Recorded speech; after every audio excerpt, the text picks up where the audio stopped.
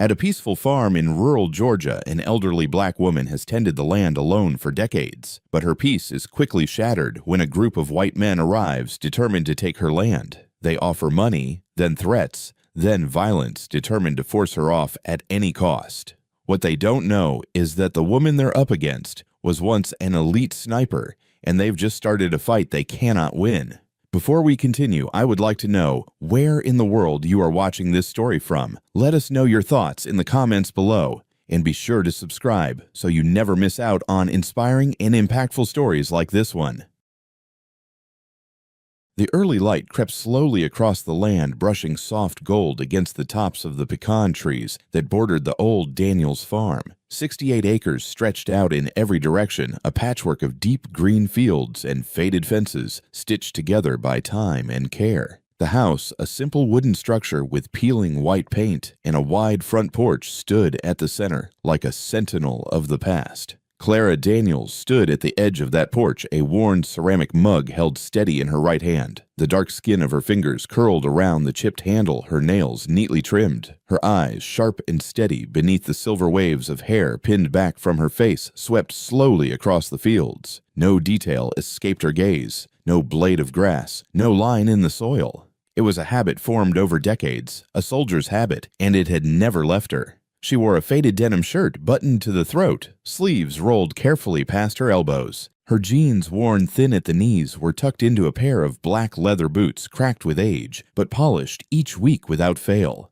The lines on her face spoke of years lived hard and proud, not broken but etched with the truth of experience. The air was cool that morning, holding the damp scent of rain that had passed in the night. Clara took a sip of the coffee, its bitter warmth anchoring her to the present. Yet her thoughts, as they often did, wandered back. It had been 40 years since she and Thomas first stood on this land together, hands entwined, their shared vision wide as the Georgia sky. They had built everything here from nothing but sweat and grit, a home, a life, a legacy. Thomas, her husband, had passed 8 years ago. The ache of that loss had dulled with time, but the void remained constant as the soil beneath her boots. She could still hear his voice, sometimes soft and low as the wind through the pines. He had called her his steady shot. Clara Daniels, the quiet one, the sniper who never missed, the woman who brought calm to chaos in a world too often ruled by noise. She had served in 2 wars behind enemy lines where precision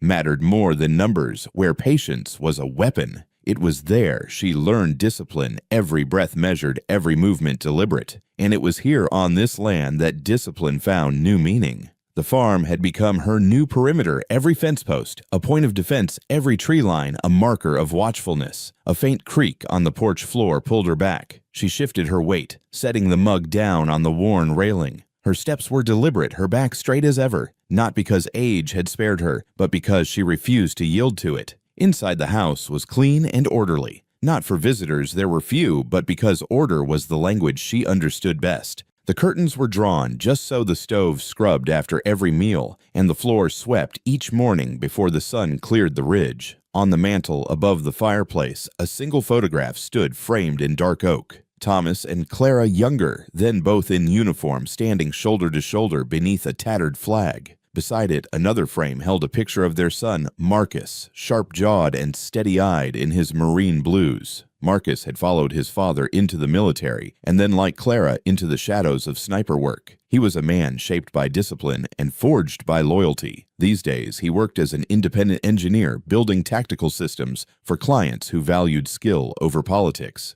He lived 2 hours away, but called often, always checking on his mother, always asking if the land was still safe. She would smile just faintly and tell him what he already knew. As long as she breathed, this land would remain theirs. Clara moved through the kitchen with practiced ease. Eggs were cracked into a cast-iron pan, bacon laid out with care. As the skillet hissed, her gaze drifted to the window above the sink. The field stretched beyond rows of young corn, catching the first true light of day. Every inch of this farm was familiar to her. The southern pasture where Thomas had taught Marcus to ride, the north field where they had picnicked beneath a canopy of stars, the creek bed that had once hidden their boyhood fort. Memories were layered into the soil here, bound tighter than any legal deed. And now, with Thomas gone and Marcus grown, Clara stood as the last keeper of those memories. The farm was more than property. It was her proof of survival, her promise kept. It was not for sale. It was not negotiable. She had seen too many outsiders come and go over the years, offering smiles, slick with false charm, waving fat checks like bait. But Clara knew better. No amount of money could replace the blood and bone buried in this ground. The sound of tires crunching on gravel broke the stillness. Clara's head lifted, heart beating a steady, unhurried rhythm. Through the window, she watched an unfamiliar pickup slow near the front gate. Two men inside, both wearing mirrored sunglasses and two clean boots. She didn't move to greet them. Not yet. Instead, she wiped her hands on a cloth, set the skillet aside, and retrieved her phone. A single tap opened the secure line Marcus had insisted she install. One ring. Two. His voice came through low and alert. "Morning, Mama. Everything all right?" She kept her tone calm. "Company out front. Not the friendly kind." A pause.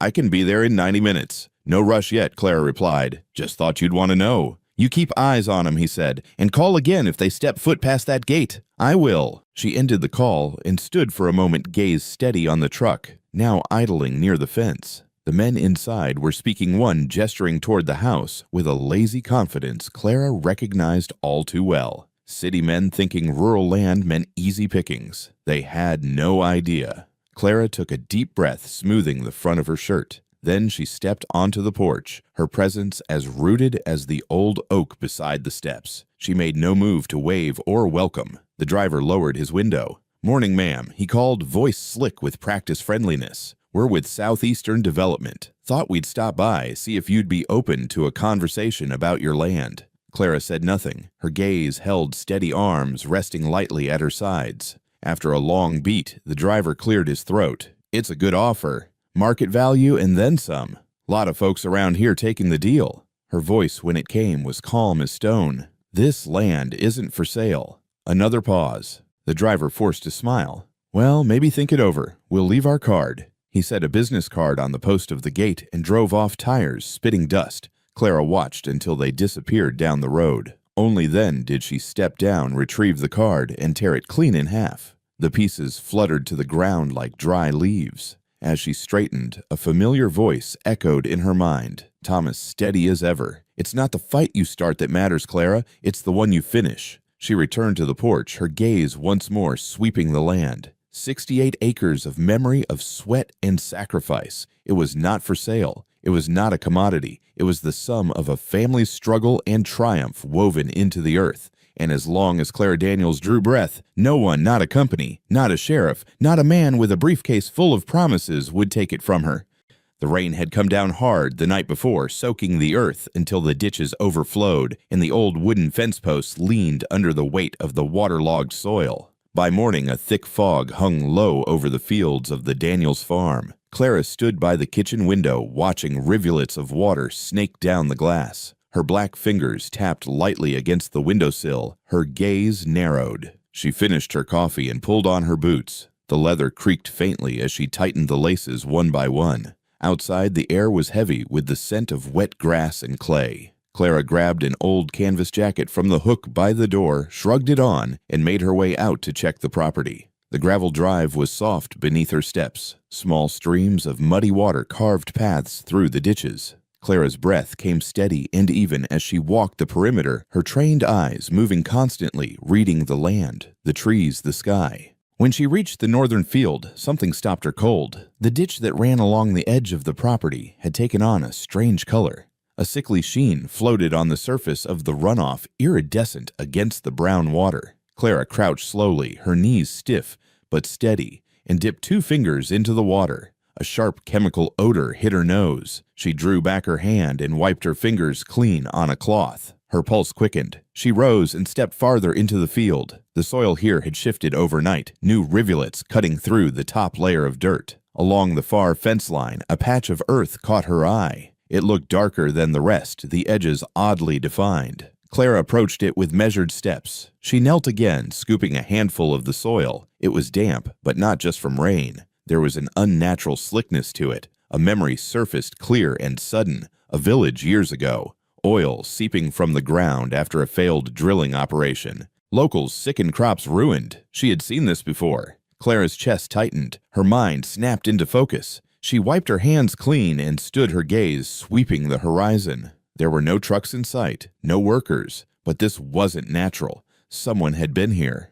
Without a word, Clara turned back toward the house. Her steps quickened. Once inside, she moved to the study, a small room off the living room, lined with shelves of old books, war medals, and family photographs. From the bottom drawer of the roll-top desk, she pulled out an old, leather-bound notebook, Thomas's journal. She laid it on the desk, her fingers tracing the familiar scrawl on the cover before she opened it. The pages were filled with notes, crop rotations, maintenance logs, weather patterns. But deeper in the book toward the back, the writing changed. Clara flipped through the pages until she found what she was looking for. Subsurface gas pockets detected Northfield perimeter. Thomas had written the date marked nearly 20 years back. Potential natural gas reserves, high value, risk of exploitation if discovered. Clara exhaled slowly, her heartbeat steady but strong. Thomas had known. He had left this for her. She closed the journal and locked it back in the drawer. There was no doubt now someone had tested the soil. They had found what Thomas had tried to keep quiet for decades,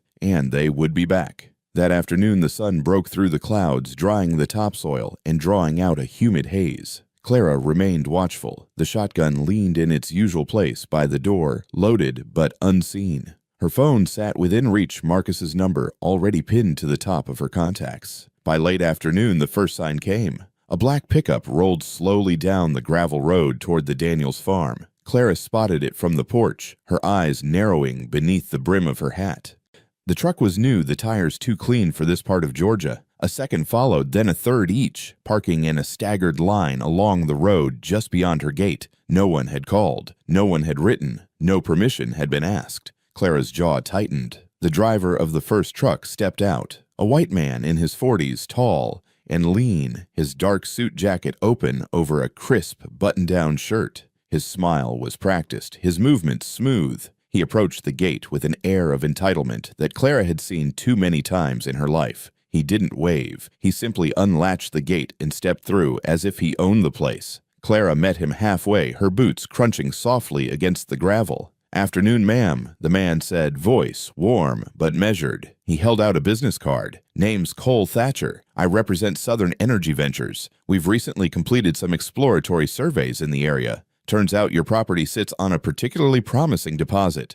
He smiled wider as though they were old friends. Clara did not take the card. She kept her hands at her sides. "Southern Energy would like to make you an offer," Cole continued, "one that reflects the value of your land plus a generous bonus for your cooperation." His eyes flicked over her shoulder toward the house, then back to her face. Clara met his gaze without flinching. "This land is not for sale," she said, her voice calm but flat. Cole's smile faltered for half a second before he recovered. "Well now, ma'am, I understand your attachment to the place. Beautiful property, strong history, but progress waits for no one. And I'd hate to see you left behind while others benefit." Clara's fingers curled slightly at her sides. Her breath remained steady. "No one comes onto this land without my say-so," she said evenly, "and no one takes what belongs to my family." Cole's eyes narrowed just a fraction. The warmth in his tone faded. "I'm not here to strong-arm you," he said, "but I do advise you to think this over. Southern Energy has a lot of influence in this region. A deal now means peace and prosperity. Refusal." He let the sentence hang. Clara's voice was ice. "You have said your piece. Now turn around and leave." For a moment, Cole stood still, as if testing her resolve. Then he forced another thin smile and backed away. "Well, we'll be in touch," he said lightly. "I suggest you keep an open mind." He turned, signaling to the others. The trucks pulled out in slow formation, engines rumbling low. Clara watched them until they disappeared down the road. Only then did she allow herself a breath. Her pulse was steady, but her mind raced. This was no casual offer. They had tested the water, they had marked the soil, and now they had shown their hand. Clara stepped back onto the porch, her gaze hard. The memory of ambushes in foreign lands returned unbidden, the look in a man's eyes when he believed he held the upper hand. But they had underestimated her. She lifted her phone and called Marcus. He answered on the first ring. "They came today," she said. "Who's Southern Energy?" "A man named Thatcher. They know about the gas."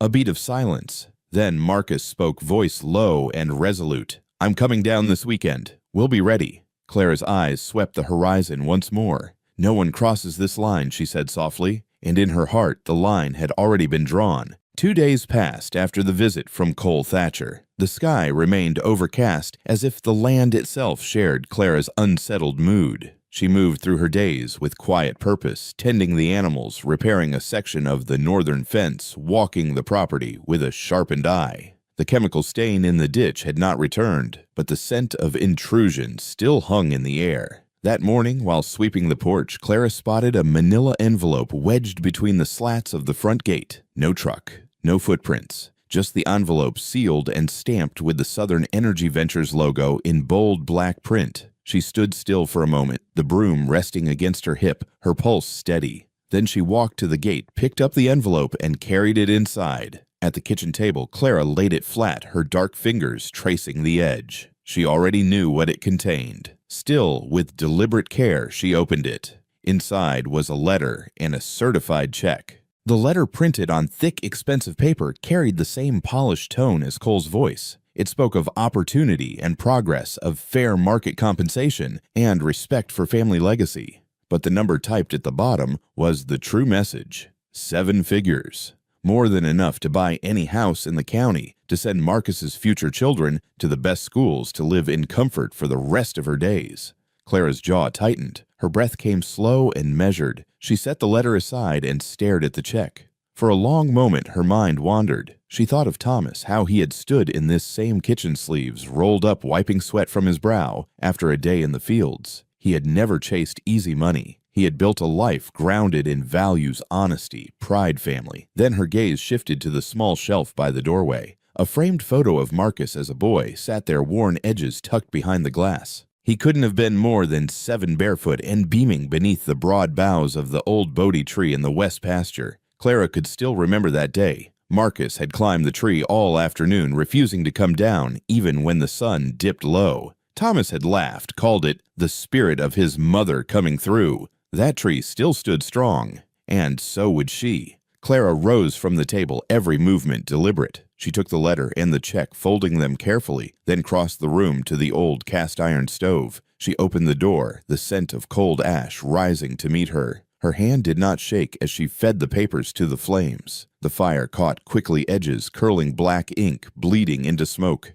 Clara watched until nothing remained but fine gray powder. She closed the stove door with a soft click, her heart steady. This was no longer a negotiation. It was a fight. Not for money, not for convenience, for memory, for honor, for the name Thomas Daniels had carved into this land and the legacy she intended to protect. Later that afternoon, Marcus arrived. His truck rumbled up the drive just before dusk, headlights slicing through the gathering mist. Clara stood on the porch, arms crossed, watching him park beside the barn. He stepped out tall and solid in a worn leather jacket, jeans dusty from the road. His eyes searched her face as he approached. "You all right, Mama?" "I'm all right," she said, "but they're pushing harder." He frowned. "What happened?" She nodded toward the stove. "They left an offer." Marcus's jaw tightened. He didn't need to ask where it was now. Clara reached for his arm. "We are not selling Marcus, not now, not ever." His gaze softened. He covered her hand with his own, strong and warm. "Never doubted that," he said. They sat on the porch as the sun dipped below the tree line. The air grew cool, and the night insects began their steady song. For a while they said nothing, the silence between them comfortable, resolute. Finally, Marcus spoke. "You know what this means, right?" Clara nodded. "They won't stop with letters." "No," she said quietly. "I don't expect them to." He looked out across the darkening fields. "Then we get ready." Her lips curved into a faint, knowing smile. "You always were your father's son." Marcus met her gaze, eyes steady. "And you taught me well." They rose together, the unspoken understanding passing between them like a current. Inside, Clara retrieved Thomas's notebook once more. She laid it on the kitchen table, flipping to the marked pages. Marcus leaned over her shoulder, reading in silence. "Gas pockets," he said softly. "That's why they're coming." "Yes," Clara replied, "and your father meant for us to be ready." Marcus straightened, a voice calm but firm. "Then we will be." Clara closed the book and looked at her son. "I don't care how much money they wave in my face," she said. "This land is ours. It holds his blood, your childhood, my life's work." Marcus nodded. "No price on that." She exhaled slowly, her spine straight as ever. No price, she echoed. That night, as Clara moved through the house, locking doors and drawing curtains, her steps were steady, her mind clear. The warmth of the stove still lingered, but the flames had long died down. In the ashes lay the remnants of an offer meant to buy her soul, and with it a message burned deep into her heart. They would not take this land, not while she breathed, and not without a fight.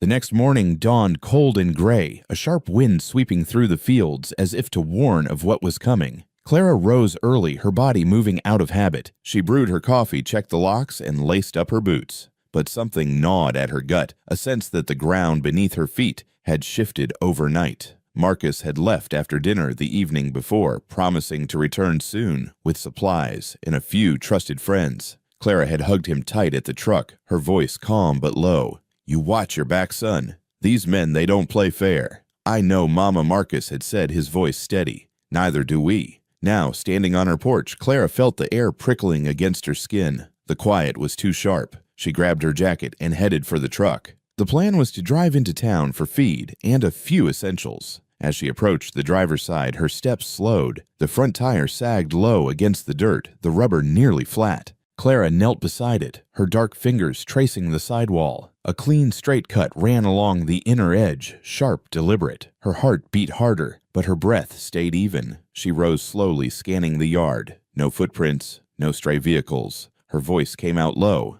"So that's how you want to play it." Inside the barn, she pulled out the jack and spare, changing the tire with practiced efficiency. The cold air bit at her hands, but she paid it no mind. When the job was done, she stood for a moment, eyes narrowing at the distant tree line. The fight had begun. That night, Clara double-checked the locks, then sat in the old rocking chair by the window. The shotgun rested against the wall within easy reach. Her gaze swept the yard, lit only by the pale glow of the moon. Around midnight, a faint sound reached her ears. Not an animal, not the wind.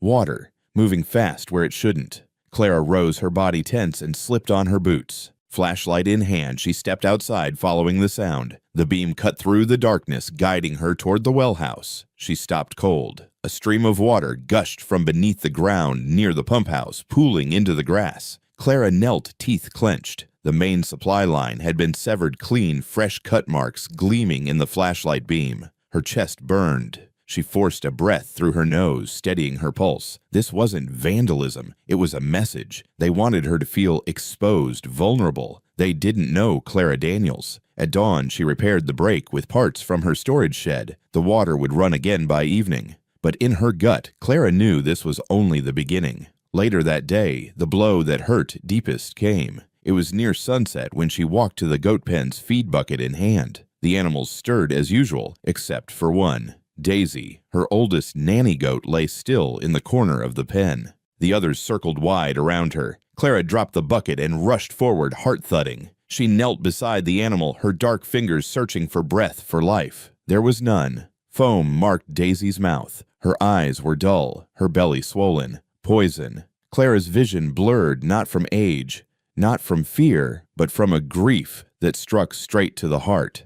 Daisy had been more than livestock. The goat had been with her through years of loss and rebuilding, a creature of simple loyalty and trust, and now someone had ended that life not from necessity, but from cruelty. Clara pressed a hand to the goat's side, her throat tightening. A voice surfaced in her mind, Thomas's voice. "Do not let them break you, Clara. They win only if you let them." Her breath shuddered. She rose stiffly, her face hardening. She buried Daisy beneath the old oak by the fence line, alone. No words spoken, no cross marked. The soil would remember. As the days wore on, the attacks shifted from the shadows into the open. In town, Clara felt the difference immediately. At the feed store where old Mr. Garner used to greet her with a warm smile, there was only silence. He glanced once in her direction, then quickly away. At the diner, familiar faces avoided her gaze. Neighbors who had once shared coffee now crossed the street when she walked past. At church, a coldness had settled in the pews around her, the empty spaces speaking louder than words. Fear had spread, fear and silence. Clara's back remained straight. She held her head high, her dark eyes calm as she moved through the town that had turned its back. She understood the game.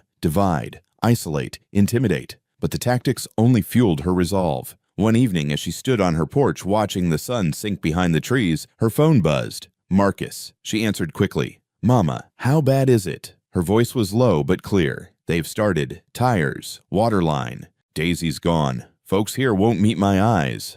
A pause, then Marcus's voice tight with anger. "Cowards. They know who's behind this?" "They know," Clara said, "but they're too scared to speak." Marcus's breath came hard through the line. "I'll be there tomorrow. We'll lock it down." Clara looked out over the fields, her voice steady. "You bring who you trust. No more. No less.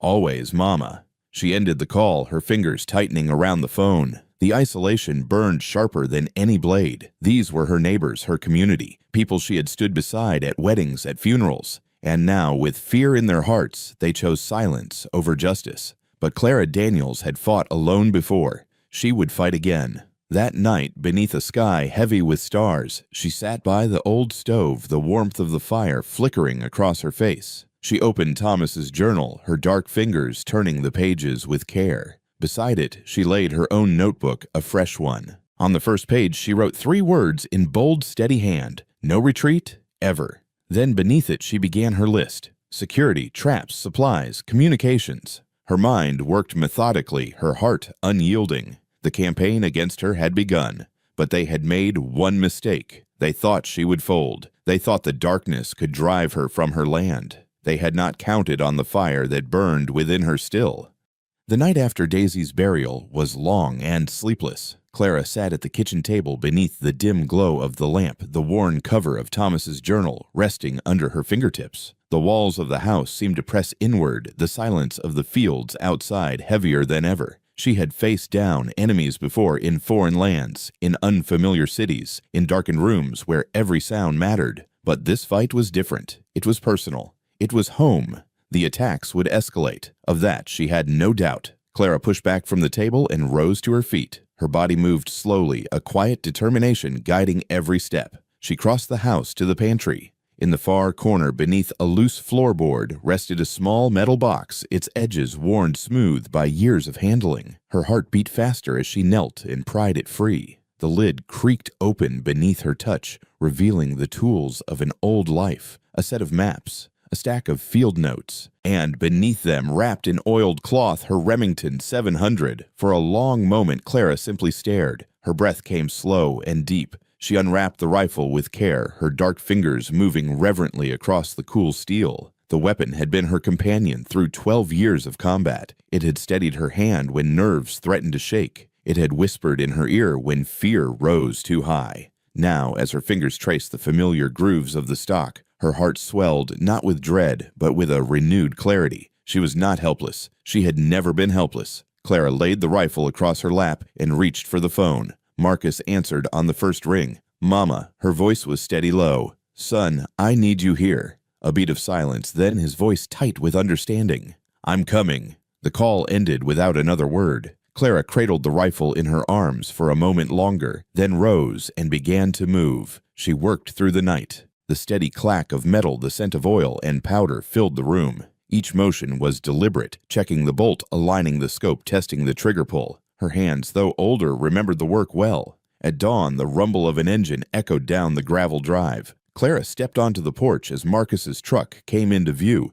headlights slicing through the morning fog. He parked near the barn and climbed out, his movements quick and tense. He crossed to her in 3 strides. "You all right?" Clara gave a small nod. "They killed Daisy, cut the water line, slashed my tire, and the town's gone cold." Marcus's jaw clenched, the muscle working beneath his skin. "They've started squeezing, trying to scare you off." "I know," Clara said softly, "but they miscalculated." Marcus looked her over, noting the rifle in her arms. His voice softened. "You pulled her out." "I had to." He met her gaze. No more needed saying. They moved inside the house, already humming with quiet purpose. Clara spread the old maps across the table, while Marcus unpacked his gear cameras, tripwire spools, 2-way radios, a small jamming device. Together they built their plan. They began with the fields. Clara led the way, her stride steady despite the cold in her knees. Marcus followed close behind, rolling out twine and marking key distances. She stopped near the east fence line, scanning the rise beyond the trees. "First firing position there," she said, voice calm. "Good elevation. Covers the road." Marcus nodded, setting a marker. They worked methodically, marking angles of fire lines of sight, fallback routes. Near the old well house, Clara paused. Set the first camera here. They'll come from this side. Count on it. Marcus set the small device, angling it beneath the eaves where it would remain hidden. By midday, the perimeter was fully mapped. Then came the traps. Together, mother and son strung fine copper wire at shin height through the underbrush. They buried spikes beneath loose soil, rigged cans of nails, and gravel to trigger on pressure plates. Each trap was carefully placed, not to maim, but to slow, to warn. At dusk, they moved inside. Clara stood watch as Marcus installed the radio jammer beneath the kitchen counter. It won't block everything, he said, but it'll knock out cell signals in most comms once we flip it on. That's enough. Clara's voice held no fear, only resolve. When the last piece was in place, they sat on the porch together, the sky painted in deep streaks of orange and violet. For a long moment, neither spoke. Then Clara reached over her hand, resting on Marcus's arm. You know they might come hard. I know. You don't have to stay. Marcus turned, his dark eyes fierce beneath the brim of his hat. This is our fight, Mama. I don't run. She smiled, then small, tired, proud. You've grown strong. Because of you. The wind stirred the trees, carrying the faint scent of wood smoke across the fields. Clara straightened her gaze, sweeping the darkening land. We're ready now. Let them come. Marcus rose, laying a hand on her shoulder. They won't know what hit them. That night, Clara slept with the Remington resting beside her bed, the weight of it a comfort more than a burden. Marcus kept vigil in the living room, eyes flicking between the camera feeds on the small monitor. The house, the land, every inch was prepared. They had faced this kind of darkness before, in far-off places, in battles fought without fanfare or thanks. Now the battle had come home, and together mother and son would stand. No retreat, no surrender. The night was quiet, too quiet.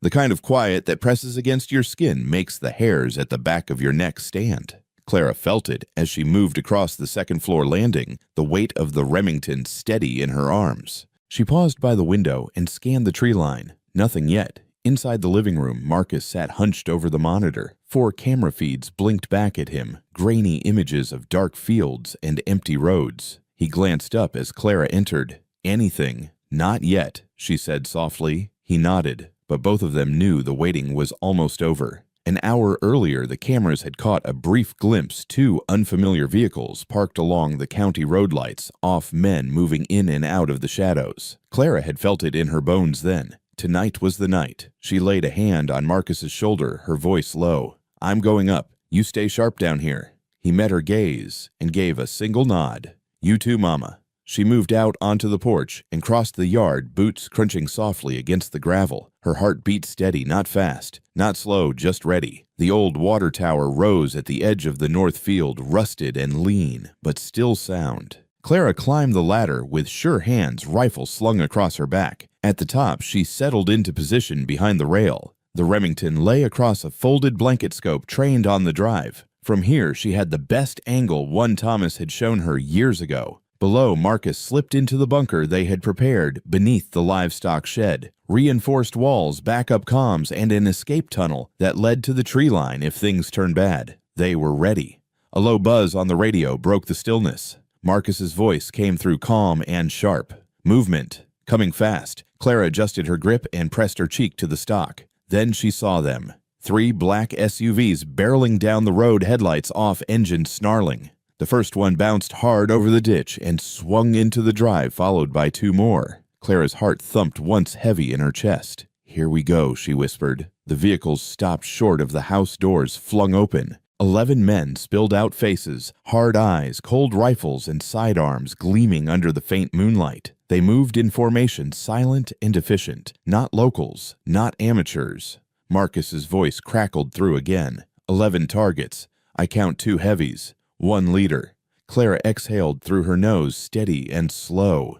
They're yours if they get close, she replied. First one is mine. Her eyes locked onto the man moving point. Tall, broad shoulders, fast but too confident. He led the pack, scanning left and right, rifle raised. Clara adjusted the scope. 1 breath, 1 squeeze. The first shot rang out sharp, clean, deadly. The point man dropped instantly, body crumpling into the dirt without a sound. The others froze. Confusion spread across their ranks as they scanned the darkness. Then chaos. Marcus triggered 2 tripwires by the southern fence. Flares burst overhead, bathing the yard in harsh red light. Shadows jumped and twisted across the ground. The intruders split, some diving for cover, others rushing forward blindly. Clara chambered another round, breath calm. A second man sprinted toward the barn, wrong move. She squeezed the trigger again. The shot punched through his side, spinning him to the ground. Marcus's voice came through. 3 heading east. I'm moving. In the bunker, Marcus flipped the jammer on communications, for the attackers went dead. No signals and no signals out. He grabbed his rifle and moved through the reinforced crawl space, emerging behind the goat pens. He caught 2 men trying to flank the house. One went down with a short burst to the knee, screaming into the dirt. The second spun too late. Marcus closed the distance, slammed the man against the fence post, and pinned him with a sharp blow to the temple. 2 down. 1 captured Marcus, radioed. In the tower, Clara shifted positions. The leader had stepped into view, now closer to the house, barking orders in clipped tones. Her eyes narrowed. Clayton Briggs. She had seen his picture in the folder. Marcus had brought a corporate enforcer with a long record of making landowners disappear. Clara exhaled again. Not tonight. Briggs ducked behind a tractor, motioning 2 men to advance. Clara held her shot. Too risky. Instead, she watched, waited. Marcus moved through the shadows, silent as a wraith. He caught sight of Briggs and 2 others near the tractor. One of the attackers turned. Marcus fired low, dropping him with a clean leg shot. The second froze, raising his rifle. Marcus slammed into him, knocking the weapon free and locking the man in a chokehold. Briggs spun, weapon raised, only to meet the cold barrel of Marcus's sidearm. "Drop it," Marcus said, voice low and lethal. Briggs hesitated. "Drop it." The rifle clattered to the ground. Marcus zip-tied Briggs' hands and shoved him to his knees. Got the leader, Marcus radioed. Clara smiled faintly. "Good work, son." The fight wasn't over. 2 more attackers fled toward the woods. Clara tracked them through the scope but held her fire. No clean shot. Instead, she radioed down. 2 runners east. "Let 'em go. We've got what we need." For 20 more minutes, the yard remained tense. Lights flickering, shadows shifting. But no new movement came. At last, Clara lowered her rifle, her body aching but strong. She climbed down every step.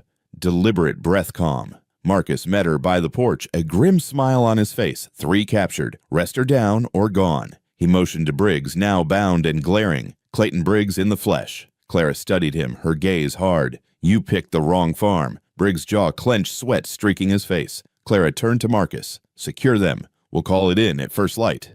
He nodded. As dawn crept over the fields, the Daniels farm stood quiet once more. But not broken. Mother and son walked the perimeter together, eyes scanning every inch. They had stood, they had fought, and they had won for now. Morning light had barely crept across the Daniels farm when Clara and Marcus stood in the barn facing the 3 captives. The air inside was cold and still. Dust hung in thin streaks where sunlight slipped through the boards. Clayton Briggs sat bound to a steel chair bolted to the floor, hands zip-tied behind his back, a smear of dried blood at the corner of his mouth. His gray suit jacket hung crooked on his shoulders, dirt and sweat staining the fabric. To his left, 2 of his men sat slumped in their chairs, wrists bound, faces drawn and hollow, after a night they would not soon forget. Clara stood with her arms crossed, the Remington resting against the wall nearby. Marcus stood beside her, arms loose at his sides, but his eyes sharp and steady. No words were spoken for a long moment. Clayton shifted in his seat, breaking the silence with a ragged breath. "You've made a mistake," he said hoarsely. "You think you can hold me here. You don't know who you're messing with." Clara's voice came cool and clear. "We know exactly who we're dealing with." She stepped forward, her boots echoing on the concrete floor, her gaze locked on his, unblinking. "Talk." Clayton's jaw tightened. He glanced at Marcus, then back to Clara. "Law won't protect you," he said. "You shoot one of us." Marcus cut him off, his voice calm but hard. "No one's getting shot unless they force it. But you will talk." Clayton swallowed. Sweat beaded along his brow. "This ain't about you," he muttered. "This is bigger. You're in the way." Clara took another step forward. "Why?" she asked, voice low. "Why come after my land? Why now?" Clayton looked away. Marcus leaned in, voice dropping to a quiet threat. "You saw what happened last night. You think you'll walk away if you stay quiet? You know better." Clayton let out a harsh breath, shoulders sagging. The fight had drained from him. He looked back at Clara, something colder now behind his eyes. "This land sits on a high-yield gas pocket," he said. "Been known for years. Your husband knew. He tried to bury the reports, thought he could keep it quiet." Clara's heart clenched, but her voice remained steady. My husband did what was right. Clayton gave a bitter smile. He slowed it down. Too long. Word got out. Money started moving. Deals started getting made. Marcus's fists clenched at his sides. Who, he demanded. Who's behind this? Clayton hesitated, lips pressed tight. Clara's voice sharpened. Who gave the orders, Briggs? He met her gaze, something flickering in his expression. Fear, shame, anger. Sheriff Maynard, he said, finally, voice rough. And others. County officials. Some on the state board. They set it up. My crew, we were brought in to speed things along. Clara's breath caught. The room seemed to narrow. Marcus stepped closer. You're saying Sheriff Maynard ordered this? Clayton nodded once. He's been buying folks off for years. Pushed through fake condemnations, false liens. Landowners disappear. Accidents happen. Clara's voice dropped to a near whisper. My husband. His accident. Clayton's face tightened. He looked away. It wasn't an accident. The words hit like a blow. Clara staggered back a step, one hand bracing against the table. Her chest ached a sharp, hollow ache. She had known deep down. But hearing it now, spoken aloud, it was a wound reopened. Marcus reached for her, his hand closing gently over hers. Mama. She gripped his hand tightly, knuckles white. The ache in her chest burned hotter now, not grief, but fury. A fire long banked flared to life. Her voice came low, steady, sharp as steel. You killed my husband for this gas. Clayton's head dropped. He said nothing. Marcus's voice was tight with controlled rage. We're going to bring this whole damn thing down. Clara squeezed his hand. Her voice was calm, but every word was laced with purpose. We'll bring it down. The right way. She stepped forward once more, face inches from Clayton's. You'll sign a statement. You'll name every name. Sheriff Maynard, every official, every buyer. Clayton looked up, eyes dull. You think that'll stop them? He rasped. Clara's voice did not waver. It'll start. Marcus released her hand and stepped to the side. We're calling the state investigator. You'll talk Briggs, or you'll rot. Clayton sagged in the chair, knowing he had no more cards to play. Clara turned to Marcus, her voice quiet but firm. Call them. He nodded. As he reached for the radio, Clara stood still, her heart pounding. Pain coursed through her sharp and raw, but beneath it burned a deeper strength. They had taken Thomas from her. They had tried to take her land, her life. But now she had names. She had the truth. And she had her son at her side. Marcus gripped her shoulder, gently, voice low. We'll make them pay, Mama. She looked at him, pride shining through the tears in her eyes. We will. No power, no badge, no bribe would stop them now. The fight had just begun. The sun was just rising when Marcus finished the call. He set the radio down on the kitchen table, exhaled through his nose, and looked over at his mother. They're sending a team. Federal. Clara stood at the sink, her hand steady as she poured 2 mugs of black coffee. They need to move fast, she said, before word gets out. She handed Marcus a mug, her dark fingers wrapping around the warmth of her own. Across the room, Thomas's old journal sat open beside a thick folder of notes Marcus had compiled Clayton Briggs's taped confession names, dates, contracts, land records. It was damning. But damning wasn't enough. It had to move. It had to be seen. Clara's voice broke the silence. We call Harper. Marcus nodded. Harper Monroe wasn't just any lawyer. She was a fighter, a black woman who had spent the last decade going after crooked land grabs across the state, the kind of attorney who knew how the game was played and how to break it. Within the hour, they had her on a secure video call. Harper's face filled the screen, sharp eyes framed by braids pulled tight behind her head. Clara. Marcus. You all right? We're standing, Clara said calmly. Marcus leaned forward. We've got something. Big. Sheriff Maynard, Southern Energy Ventures, county officials. We caught them in the act. Harper's expression didn't change, but her eyes sharpened. You have proof we do. Marcus slid a stack of documents into frame. Clara followed with the digital drive, its red light blinking softly. Harper watched in silence. When they finished, she leaned back in her chair, arms crossed. This is more than enough, she said. But you need to understand this won't stay quiet once it moves. There will be blowback. Clara's voice was cool as steel. Let them come. We're done waiting. Harper smiled, faintly, respect in her eyes. Then let's do this right. I'll file with the state. Simultaneously, we leak this to the press, trusted sources only, and we notify the feds. If they move first, the locals won't have time to cover their tracks. Marcus nodded. When now? Harper's fingers flew across her keyboard. Send me full files. And, Clara, if you have personal statements, records, anything your husband left, include it. His death changes the tone of this case. Clara's eyes narrowed, her jaw tight. "You'll have everything." Within the hour, Marcus had uploaded the files. Clara included scans from Thomas's journal entries about the gas deposits, notes about county meetings, his final warnings before the so-called accident. Harper's reply came swift. "Received. I've filed federal whistleblower protection for you both. You'll be contacted soon." Clara closed the laptop with a soft click. The fight was no longer theirs alone. For the first time in weeks, a faint sense of relief washed through her. Not ease, but momentum.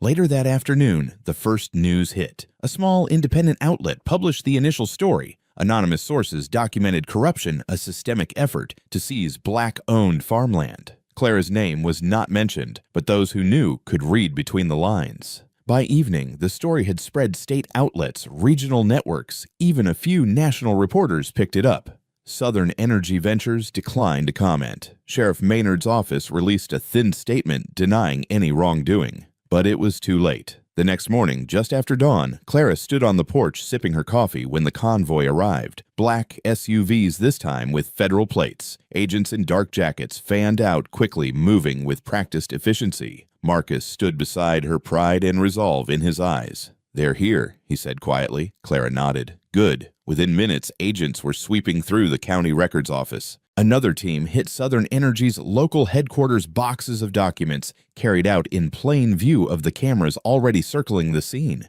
But the most satisfying moment came just before noon. Harper had texted Marcus a single line, "Watch the courthouse." They did live feed streaming on Marcus's laptop. Sheriff Maynard, pale and sweating, was led from his office in cuffs. The sight hit Clara like a breath of fresh air. Her voice came soft but certain. "Thomas," she whispered, "we got them." Marcus placed a steady hand on her shoulder. "You ain't alone in this anymore, Mama." For the first time in too long, Clara allowed herself a small smile. Across the state, the story exploded. Community groups rallied. Civil rights attorneys weighed in. Black farmers from neighboring counties reached out, offering support and sharing their own stories. One by one, the walls that had protected the powerful began to crack. In the barn that evening, Clara and Marcus sat together, the soft hum of the radio in the background. Marcus leaned back, exhaling slowly. "Feels good, doesn't it?" Clara looked at him, pride warming her chest. "It does. But we're not finished." He smiled. "No,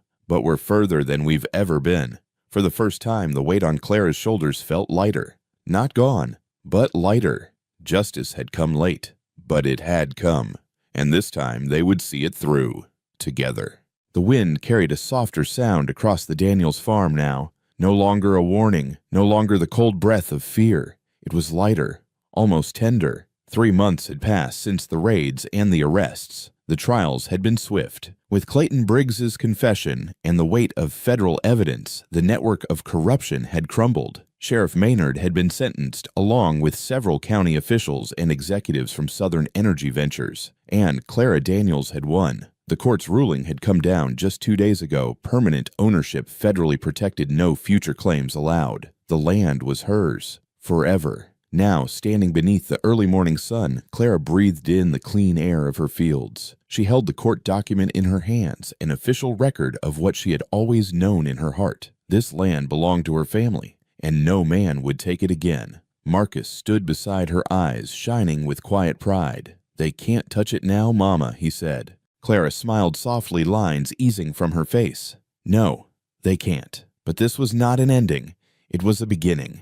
Together, they had already started the next chapter. Marcus had formed the Daniels Land Trust, an initiative dedicated to protecting black-owned land across the county. Word had spread fast. Families who had faced similar threats reached out, many for the first time in years. "Every acre we protect is a victory," Marcus had said. Clara had agreed. The fight was bigger than her, bigger than this farm. And now, with justice in hand, it was time to build. That morning, they gathered near the West Field. A new foundation had been laid, a small community house, its frame rising clean and strong against the sky. Marcus stood with a small team of volunteers, many of them veterans. "It's almost done, Mama," he said. "First room will be ready by next month." Clara watched as the young men and women hammered, measured, painted. "This will be a good place," she said softly. It would be more than a house. It would be a haven for veterans returning home, for landowners needing guidance, for any soul looking to stand their ground. The sense of purpose filled the air. Later that afternoon, Clara stood beneath the old Bodhi tree, its branches thinner, now its leaves fewer. The tree had seen so much laughter, loss, endurance. But today she carried a small sapling in her arms. Marcus joined her hands deep in the soil as he prepared the ground. "You sure about this, Mama?" She nodded. "It's time." Together they knelt beside the grave where Thomas rested beneath a simple stone.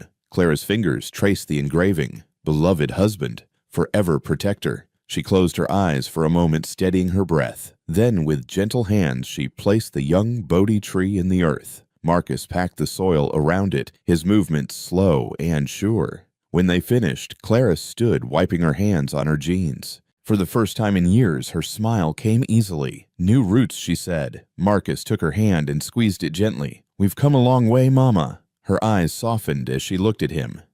"And you've made me proud." They stood in silence for a moment, the wind rustling the young leaves above them. Around them, the land stretched wide and open, strong.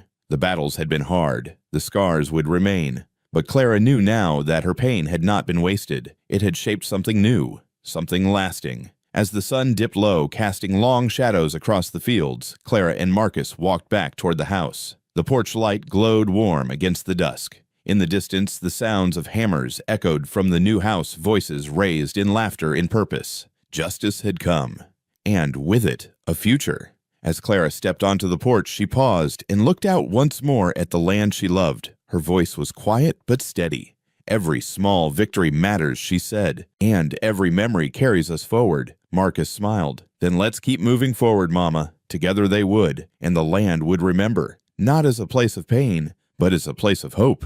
The sun had just begun to crest over the far tree line, casting long gold beams across the Daniels farm. Morning dew clung to the blades of grass, shimmering beneath the light. The air was crisp and still. Clara stood at the edge of her porch, leaning slightly on a wooden cane Marcus had crafted by hand. The smooth grain fit perfectly beneath her fingers. Her body had grown older, the aches sharper than they once were. But her spirit, her will remained unbroken. She drew in a slow breath, eyes sweeping over the land. The fields stretched wide and strong, no longer marred by fear or the shadows of corruption. By the newly built house near the western lot, Marcus and several young veterans were already at work. She watched them from a distance, their movements steady, and sure as they moved, lumber-secured fencing and tended the growing garden nearby. These were men and women who had fought their own wars, some on distant soil, some within their own hearts. Now they had found a place here, a purpose. And Clara had found hers too.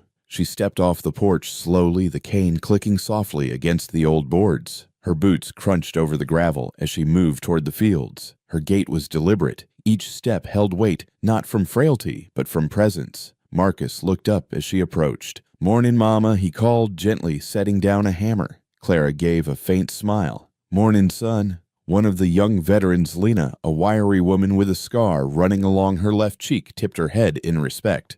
"Morning, Miss Clara." Clara nodded. She walked past them with slow determination, her cane tapping rhythmically. She moved through the rows of young crops, past the freshly painted fence line that had once been a battleground, past the small memorial stone by the old Bodhi tree sapling, now growing tall and strong. Her fingers brushed the leaves as she passed, her heart swelling with memory and quiet pride. She continued on toward the northern field. This had always been her ritual, to walk the land at first light, to remind herself and anyone watching that this ground stood guarded, not by fences, not by law, but by the legacy of a family that refused to be erased. As she reached the highest ridge near the eastern slope, Clara paused. The breeze stirred gently around her, rustling the tall grass. She planted the cane firmly in the soil, standing tall against the morning light. Her voice came low, a whisper meant only for the land, and perhaps for the man whose spirit she still carried within her. "I'm still watching." Her gaze swept outward, steady and sharp. Not hardened by bitterness, but strengthened by purpose, because justice was not a moment, it was a journey, and vigilance was not a burden, it was a choice. Below her, the young veterans continued their work, unaware of her quiet vow. Marcus glanced up, once seeing his mother standing tall against the sky. His chest tightened with pride. They had fought for this. They had bled for this. And they would guard it for as long as breath remained. The camera would rise, then lifting slowly past Clara's figure, past the fields, stretching wide and free. The house, the trust office, the small gathering of workers moving with quiet dedication, then higher still, until the farm lay spread beneath a vast sky, serene but vigilant, a place of peace but never of complacency, because protecting what is right is a battle without end, and some sentinels never sleep. The story of Clara and her son Marcus is not just about one family's fight for their land. It is a story about courage passed down through generations, about the strength to stand tall when the world tries to push you down, about honoring the memory of loved ones by protecting what they built with love, with sweat, with sacrifice. And perhaps it reminds us all that some things in life are worth defending, not because of their price, but because of their meaning. Now, I'd like to ask you, if you were in Clara's place, would you have had the strength to keep going? What would you choose to protect no matter what the cost? If this story touched you, I hope you'll leave a comment below. Share your thoughts, your hopes, your experiences, so we can keep this conversation alive. And if you believe in standing up for what is right, in honoring family, in the quiet but powerful fight for justice, I invite you to subscribe to this channel. Together we can share more stories that inspire, heal, and remind us that resilience has no age, and justice is a light worth carrying forward. Thank you for being here, and thank you for listening. Join us to share meaningful stories by hitting the like and subscribe buttons. Don't forget to turn on the notification bell to start your day with profound lessons and heartfelt empathy.